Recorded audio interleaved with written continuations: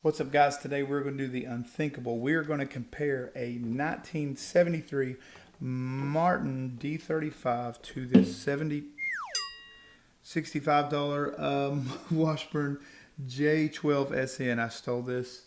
Not really. I got a really good deal on this at a pawn shop, and I was really impressed with the way this sounds. So let's quit yakking and start playing. Here goes the Martin.